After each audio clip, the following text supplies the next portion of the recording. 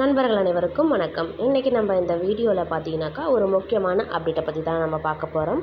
அதாவது பார்த்தீங்கன்னாக்கா மின்சார வாரியம் ஒரு முக்கியமான அறிவிப்பு ஒன்று வெளியிட்டிருக்காங்க.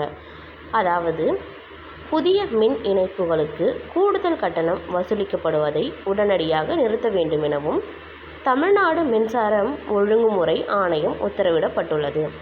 கூடுதலாக பல மடங்கு வசூலிக்கப்படுவதாக புகார்கள் வந்த நிலையில் கூடுதல் கட்டணத்தை சம்பந்தப்பட்ட மின் நுகர்வோரின் கணக்கில் திருப்பி செலுத்தி அவர்களின் அடுத்தடுத்த பில் தொகையுடன் அதை இணைத்து சரி செய்து கொள்ளவும் அதிகாரிகளுக்கு உத்தரவு பிறப்பிக்கப்பட்டுள்ளது. அதாவது பார்த்திங்கனாக்கா இப்போது நம்ம இபி பில் பார்த்திங்கனாக்கா அதிகமாக வரும்.